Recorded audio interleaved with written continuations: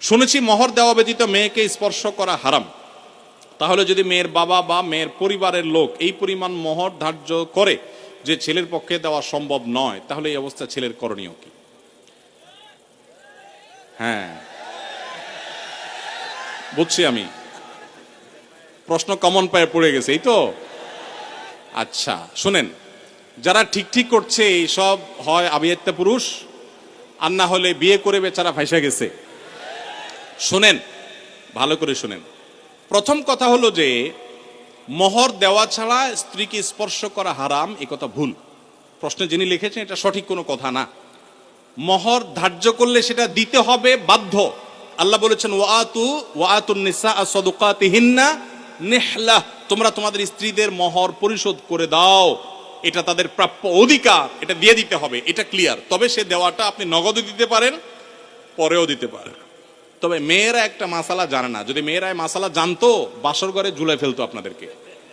মাসালাটা হলো, যদি কোনো মেয়ে দাবি করে যে মোহর যা ধার্য হয়েছে, আপনি আমার স্বামী, সবই ঠিক আছে, আগে মোহর ফেলেন তারপরে সামনে আগান, এটা যদি কোনো মেয়ে বলতে চায়, ইসলাম তাকে সম্পূর্ণ সেই অধিকার দিয়েছে। কিন্তু আমাদের সমাজে মেয়েরা মাসআলা আমার কাছে শোনার পরও বলবে না। এটা কেন বলবে না? কারণ আমাদের সমাজে পুরুষগুলো এমন রাক্ষসের মতো এবং এমন জালিম, এমন অত্যাচারী, বেশিরভাগ, সবার কথা বলছি না, যে এই কথা যদি মেয়ে বলে বাসর রাতে, ঠিক আছে স্বামী সবই ঠিক আছে, আপনার সাথে আমার বিয়ে হয়েছে, সব ঠিক আছে, মোহর ধার্য হয়েছে, এটা আমার প্রাপ্য, আল্লাহ কোরআনে বলছেন, অতএব এটা দিয়ে দেন। ছেলে বাসর থেকে পালায় দৌড় দিবে, বলবে এই মেয়ে বাসর রাতে এখনই অবস্থা করতেছে, আল্লাহ জানে আমারে কোথায় ঝুলায়। ঠিক না বেঠিক? অথচ এটা ঠিক না। সব কথাই তো ঠিক ঠিক বলেন। এ ওয়াজ মাহফিলের একটা সমস্যা হলো, ঠিক হলেও ঠিক, ঠিক না বেঠিক? এটাও ঠিক। আচ্ছা যাক, শুনেন, নবী করিম সাল্লাল্লাহু আলাইহি সাল্লামের মেয়ে, ভালো করে শুনে রাখেন, নবী করিম সাল্লাল্লাহু আলাইহি সাল্লামের কন্যা ফাতেমা রাদিয়াল্লাহু তাআলা আনহা, তার বিয়ে হয়েছে কার সাথে? আল্লাহু আকবার, আলী রাদিয়াল্লাহু তাআলার মতো ইসলামের খলিফার সাথে তার বিয়ে। ফাতেমা রাদিয়াল্লাহু তাআলা আনহা তার বাবা নবী করিম সাল্লাল্লাহু আলাইহি সাল্লামকে বলেছেন, বিয়ে হয়েছে আব্বা ঠিকই আছে, বাট আমার দাবি হলো মোহর যেটা ধার্য হয়েছে সেটা যেন আমাকে আগে পরিশোধ করে দেওয়া হয়। আজ আমাদের সমাজে মেয়েদের সে অধিকার দেই আমরা? এই সমাজের সবচেয়ে বেশি অবিচার আমরা পুরুষরা মেয়েদের প্রতি করে থাকি। বিয়ে করেছেন আর মোহর পরিপূর্ণ পরিশোধ করছেন এরকম বাপের বেটা যারা, তারা হাত তোলেন। কয়টা বাপের বেটা দেখছেন এখানে? হাত গণেন তো, কয়টা হাত? লা হাওলা ওয়ালা কুওয়াতা ইল্লা বিল্লাহ। স্টেজেও হাত উঠে নাই, নামান, ইজ্জত বাঁচান। উঠছে মানে অল্প স্বল্প উঠছে, আমি সবার কথা বলছি না। আমি দিয়ে দিয়েছি আলহামদুলিল্লাহ, আমি হাত উঠেছি। কিন্তু শোনেন, বাকিরা হাত উঠেছেন তার মানে কি সব অবিবাহিত? মোটেই না। কিন্তু মোহর দেন নাই। মোহর যদি ধার্য হয়ে থাকে তাহলে সেটা দিতে হবে, কথা ক্লিয়ার। মোহর না দিলে স্ত্রীকে সেটা হারাম হবে, হারাম। আপনি পাওনাদারের পাওনা না দিলে যেরকম হারাম হয়, স্ত্রীর মোহর না দিলে সেটা গুনাহ হয়। হ্যাঁ, পাওনাদারের পাওনা যেরকম আপনি সময় নিয়ে তার কাছ থেকে 1 বছর 2 বছর পরেও দিতে পারেন, স্ত্রীর মোহরটা এরকম পরে দিলেও আদায় হয়ে যাবে। বাট যদি না দেন, মেরে দেন যে আর স্ত্রীর আর কি দিবে, সেটা আমার ঘরওয়ালি, তাহলে কিন্তু আপনি ধরা খেয়ে গেছে। কথা কি বুঝে আসছে? অনেক আমাদের দেশে মেয়েরা এত সহজ সরল। অনেক ছেলে আছে এমন বাটপারের বাটপার, বাসর রাতে বউরে বলে, দেখো এখন মোহর তো ধার্য করছে মুরব্বীরা 10 লাখ, আমি তো 20,000 টাকা বেতনে চাকরি করি, কোত্থেকে দিব এত টাকা?